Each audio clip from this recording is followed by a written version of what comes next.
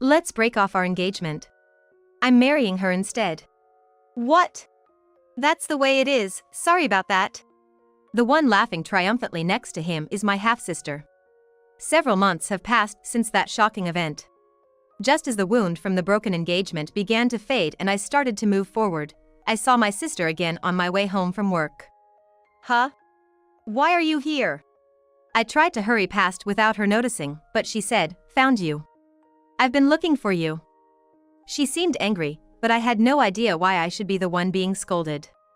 If anything, I should be the one who's mad. What do you want? I've got nothing to say to you. What the hell is going on? You've been lying to me, haven't you? Huh? What on earth are you talking about? I'm a saleswoman and I just turned 30.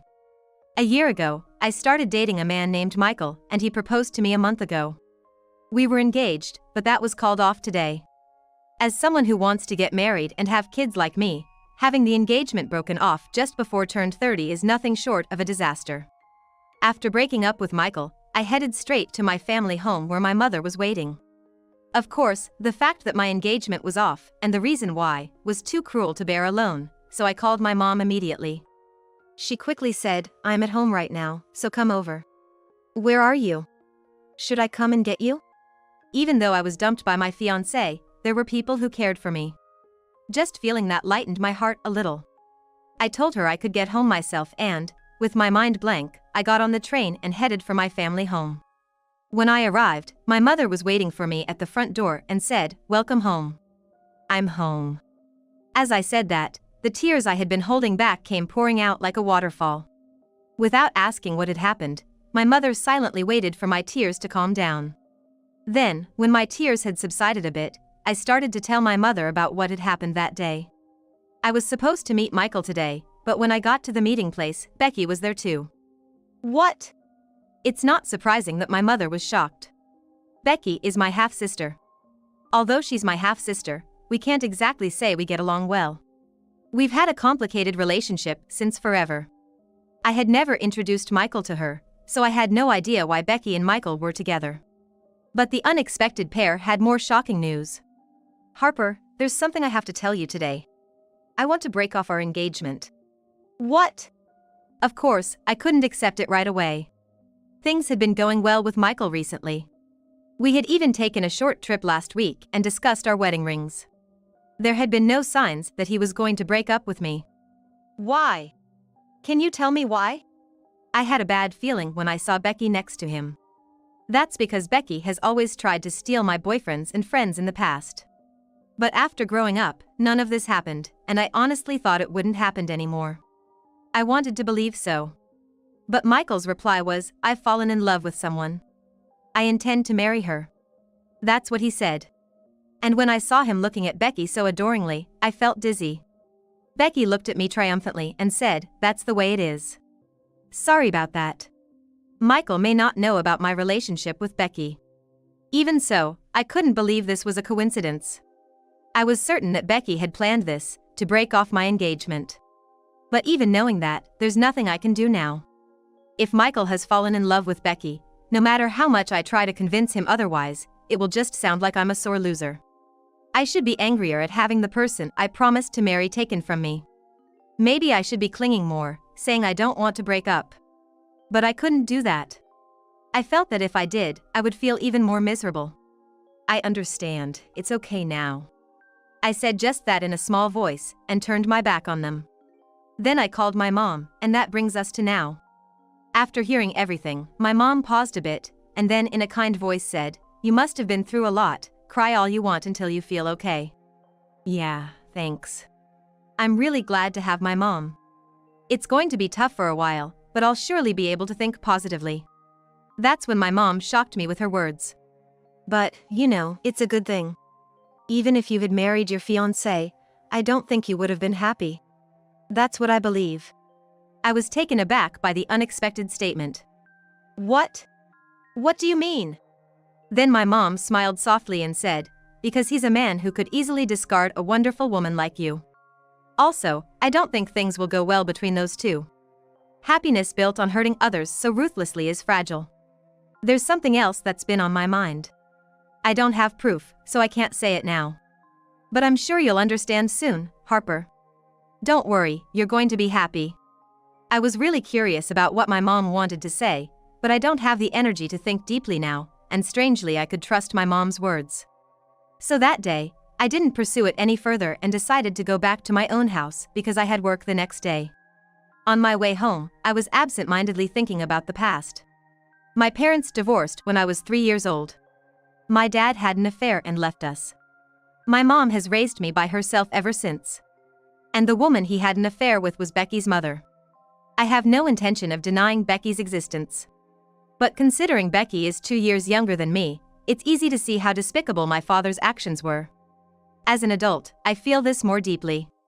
Even so, my father, as he is, seemed to care a bit about me, his daughter. He always sent me a gift for my birthday, and would take me out for meals a few times a year.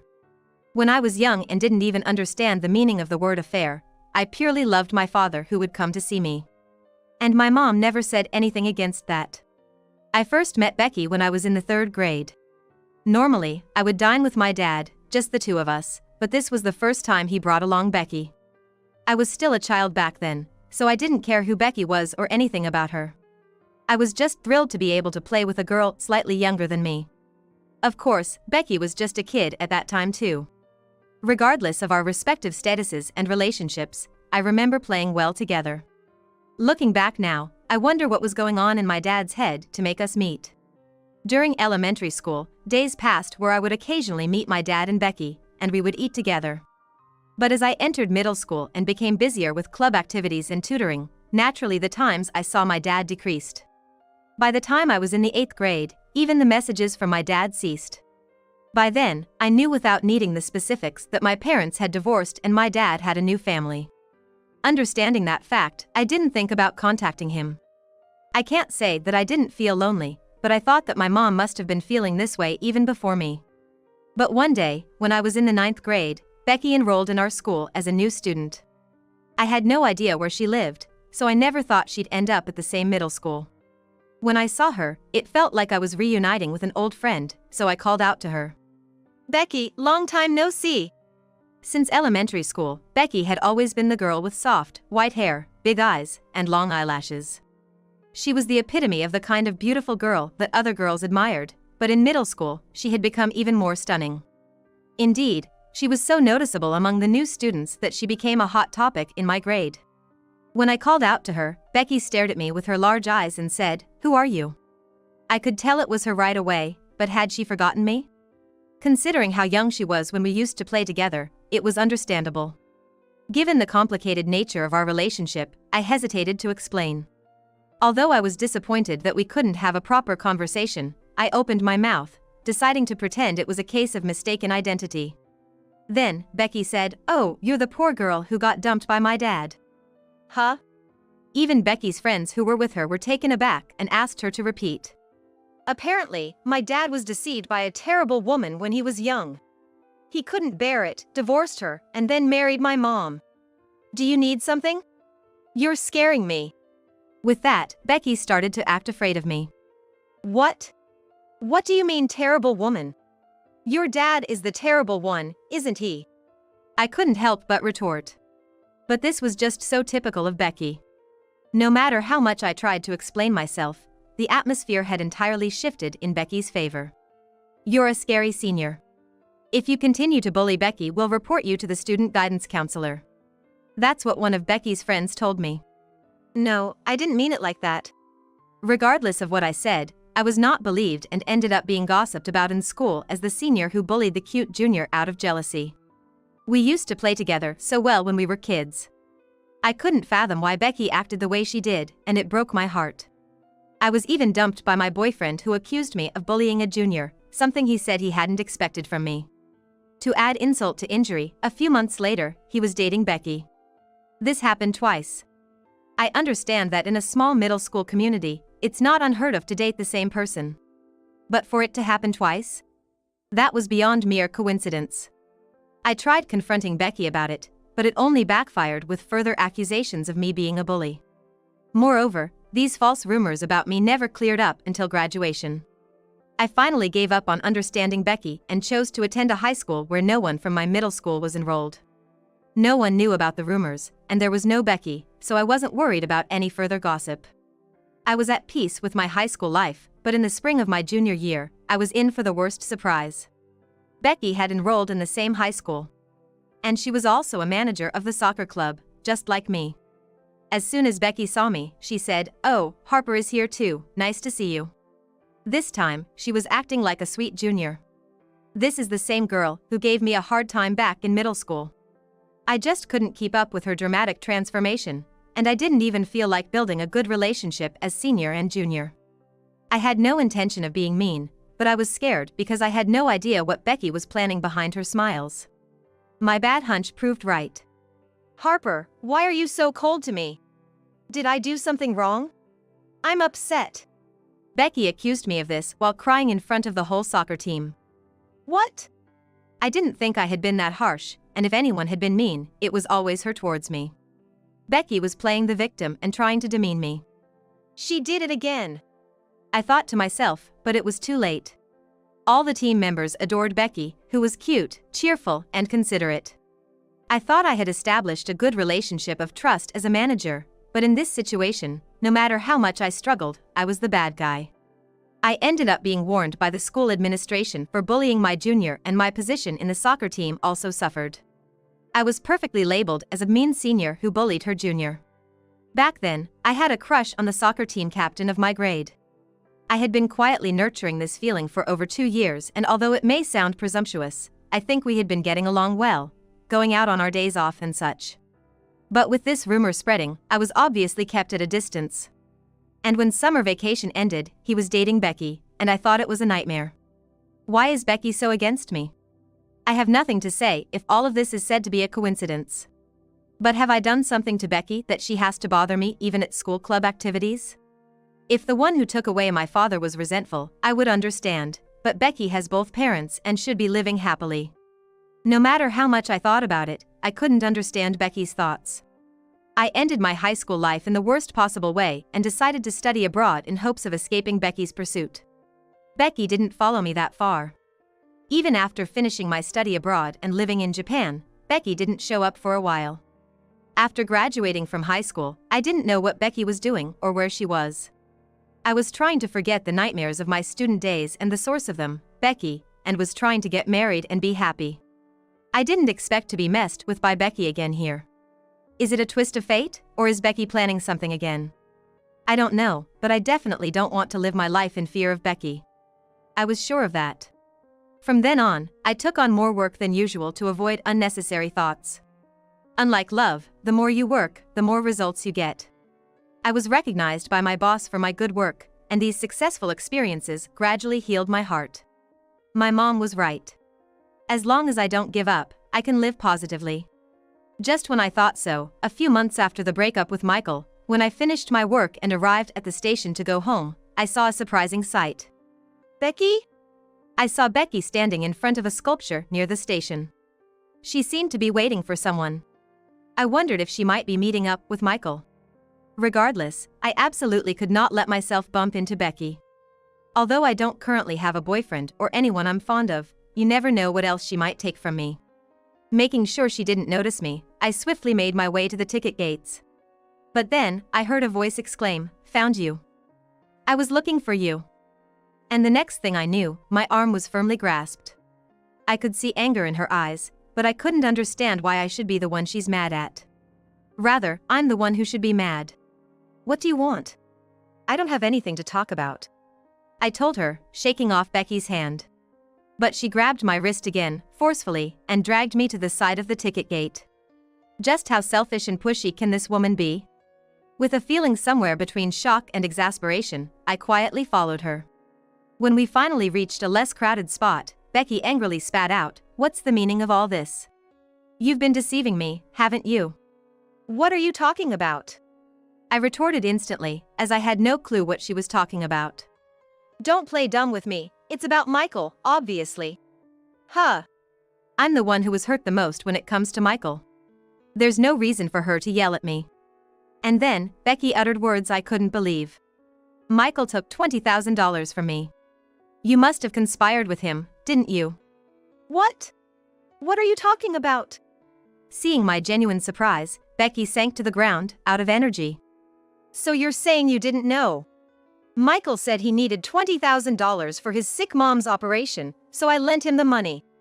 But the day after I gave him the money, I couldn't get in touch with him. His house was empty. I thought you used Michael to get back at me for taking all the men away from you, but is that really not the case? If what she said is true, did Michael commit marriage fraud? I can't believe the person I was engaged to turned out to be a fraud. The thought of it sends chills down my spine. I really didn't know. Sure, Michael said the same thing to me, but I didn't have that kind of savings, and I said I couldn't ask my mom for it either, so he immediately broke off our engagement. I don't know how you two met, but perhaps when he realized he couldn't get money from me, he switched his target to you. I was surprised at myself for being able to talk about Michael, who I was heartbroken over, as if it was someone else's business. But Becky, of course, wasn't in a place to think about that. I was irritated when I saw you coming out of a jewelry store, looking happy with a guy. That's why I stole him to get back at you, but I never thought it would turn out like this. I finally heard Becky's true feelings. As I suspected, she had intentionally stolen my boyfriends, the men I loved, and even my fiancé. I said to Becky, exasperated, "You're beautiful and have a bright, captivating charm. But because you've only wished for my misfortune and acted thoughtlessly, haven't you brought this unnecessary disaster upon yourself? If you hadn't interfered this time, I might have been the one hurt. You've made your own life difficult." Then Becky cut off my words, yelling in anger. "Shut up! Don't you dare lecture me! If it weren't for you, Dad would have been all mine. That's what I didn't like. Mom and Dad were always fighting over child support for you, and every time Dad visited you, Mom cried. I hated you." This was the first time I heard Becky's true feelings. I, who was left alone with my mother, did feel the absence of my father from time to time, but I never had to witness their fights or experience any heart-wrenching feelings. Of course, I think my mom felt sad in ways I couldn't see. But I was raised happy as her daughter. On the other hand, Becky, who appeared to have a happy family with both parents, was dealing with struggles unknown to others. That's not to say I think it's okay for her to harass me, not at all.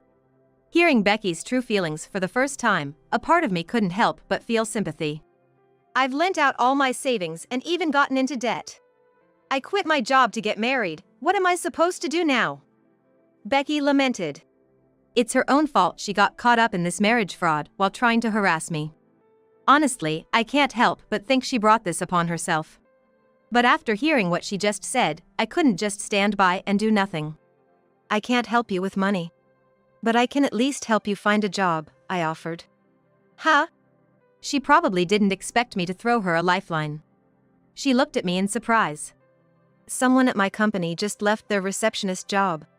They're looking for a replacement. Of course, I won't forgive you if you try to harass me again. But if you've learned your lesson, I'll help as much as I can. Even I thought I was being too lenient. But we are sisters, after all. Seeing Becky so broken and crying, I couldn't just ignore her. I am sorry. I'm really sorry. Becky cried, sobbing uncontrollably. She must have been overwhelmed with regret for everything. From then on, Becky really did start working as a receptionist at my company. Even after all that harassment, and despite thinking I never wanted to have anything to do with her again. I can't believe I was stupid enough to invite her to work at the company where I work. As expected, Becky became popular in the company due to her vibrant appearance and innate brightness. But she's finally learned her lesson and doesn't harass me anymore. She looks a little embarrassed whenever I pass by, but she doesn't spread nasty rumors or speak in a fake voice. Honestly, I'm relieved. By the way, it seems that my mom once overheard a suspicious phone call from Michael when we were engaged. But she didn't have any evidence, so she was debating on what to say to me when the engagement was broken off. While the situation isn't what we imagined, in the end, my mom, Becky, and I are living our lives positively in unexpected ways. Whatever hardships may come in the future, I'll remember my mom's words. No matter what, I'll be happy. I'll be fine. I'll chant in my heart.